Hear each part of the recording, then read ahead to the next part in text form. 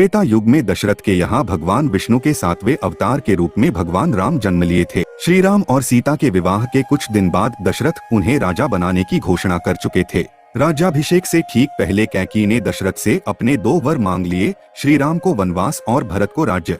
इसके बाद श्री राम, सीता और लक्ष्मण के साथ वनवास के चल दिए थे। वनवास 14 वर्षों का था। इसमें से करीब 12 वर्ष उन्होंने चित्रकूट में ही निवास किया, लेकिन इसके बाद वे चित्रकूट से पंचवटी पहुँचे।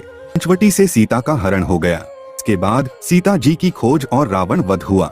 लेकिन क्या आप जानते हैं आज के दिन में उन जगह का क्या नाम है जिन जगह से श्री राम ने वनवास के समय जिस स्थानों की यात्रा की थी और अयोध्या से लंका तक का सफर कैसे तय किया था? वनवास जाते समय श्री राम, लक्ष्मण और सीता अयोध्या से सुमंत्र के रथ में बैठकर निकले थे। सबसे पहले उन्होंने तमसा नदी पार की।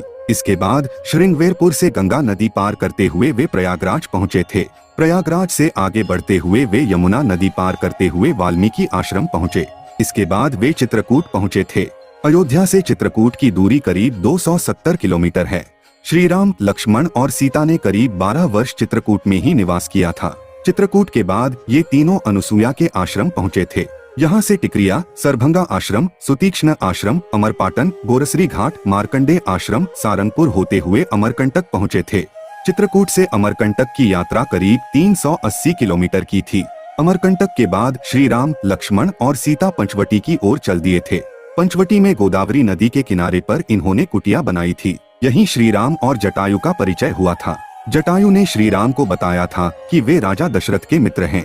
एक दिन घूमते घूमते सूर्पणखा, जो रावण का बहन है, वो पंचवटी में पहुंच गई।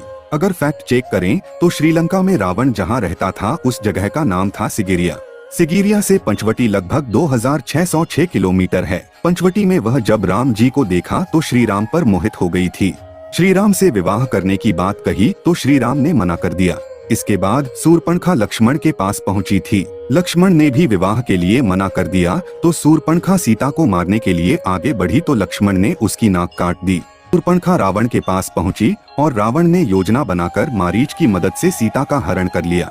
सीता हरण के बाद जटायु ने उन्हें रावण के बारे में बताया तो श्री राम पंचवटी से दक्षिण दिशा की ओर आगे बढ़ने लगे। पंचवटी से करीब 1255 किलोमीटर की यात्रा करने के बाद श्री राम दक्षिण दिशा में किष्किंधा राज्य पहुंचे थे। किष्किंधा रामेश्वरम से करीब 140 किलोमीटर दूर ऋष्यमुख पर्वत पर स्थित थी। हनुमान जी ने श्री राम से पहली मुलाकात में पूछा था कि आप पंपा नदी किनारे क्यों घूम रहे हैं।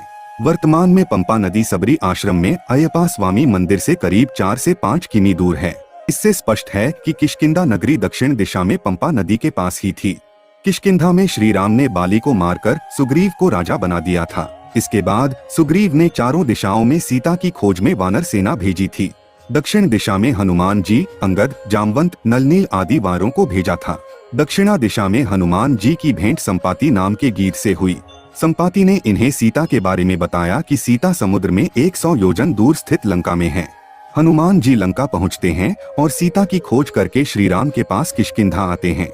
इसके बाद श्री राम वानर सेना के साथ दक्षिण दिशा में समुद्र तट पर पहुंचते हैं। यहाँ नलनील की मदद से समुद्र पर पुल बांधकर श्री राम पूरी वानर सेना के साथ लंका पहुंच जाते हैं। लंका में श्री राम ने रावण का वध करके सीता को मुक्त कराया। इसके बाद श्री राम पुष्पक विमान से अयोध्या लौट आते हैं।